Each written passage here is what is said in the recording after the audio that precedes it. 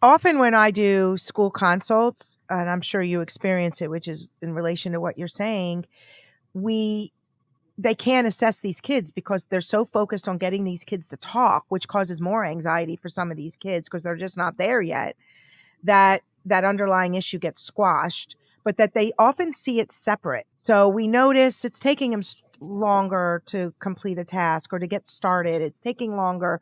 He's looking at his friend's paper a lot. They don't see that.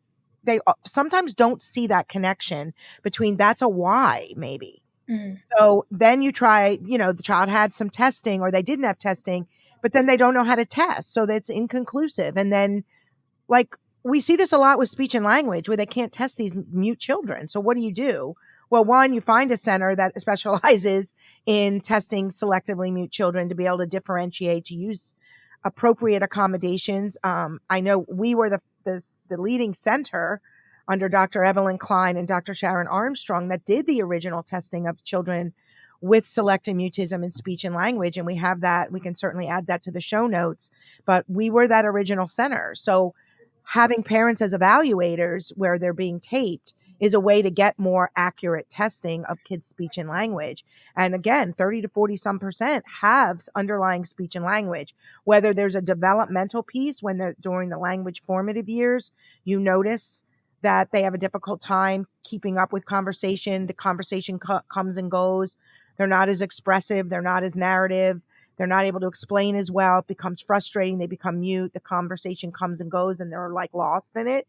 Or as they get older and they haven't had the practice of give and take back forth of social communication, they develop an acquired speech and language issue. And so that's speech and language, right? But then you have the whole psychoeducational aspect of all of this as well that you really need. Now, not all kids need it. We're talking about this podcast to say, when is it more than shyness? When is it more than being timid? And if your child is not making that progress, is it too focused on speech and they're not there yet? Or is it that you're missing a diagnosis that's causing them not to be able to do it? I will tell you, I'm thinking about a 9-year-old little girl that was in elementary school. She was talking to her friends. She was able to answer her teachers, but she really was an expressive narrative. She would become more shut down during academics. She would look at her friend's paper, but she would talk to her friends on the playground. So she was diagnosed with SM because in larger groups and smaller groups, she didn't communicate. During academics, she was pretty shut down. So she met the diagnostic criteria. And even in the real world, during menu, like restaurants and situations that required her to kind of put her thoughts together, like it was basically the school did not see any learning issues. They thought it was a behavioral difficulty. And when I saw her in session, I noticed she couldn't write well. She was avoidant. She was very dependent on her sibling in session.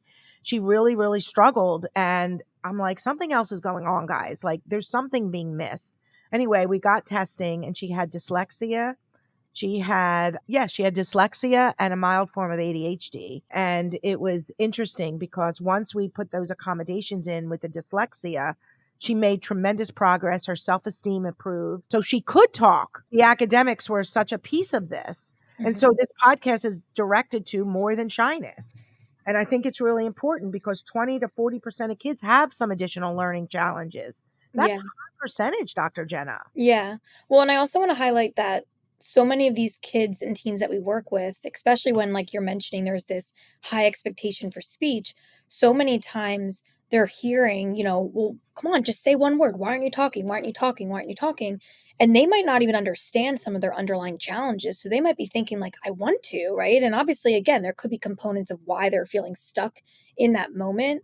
There could be higher expectations, but some of it, like you're saying, could be that they might need a few step-by-step, you know, ways to help them navigate, or they might need, okay, first we're going to do this, then we're going to do that. Or, there's so many different components of ways that we can support these individuals. And so, like you're mentioning, the amount of confidence that comes from hearing that there might be this underlying diagnosis is so impactful, not just for families, but also for the individual when they understand, like, wow, like this makes sense why maybe I'm having more of this trouble. So I definitely think we want to work with you on figuring out, like, when is it more than mutism and how can we take it kind of one step at a time in that moment.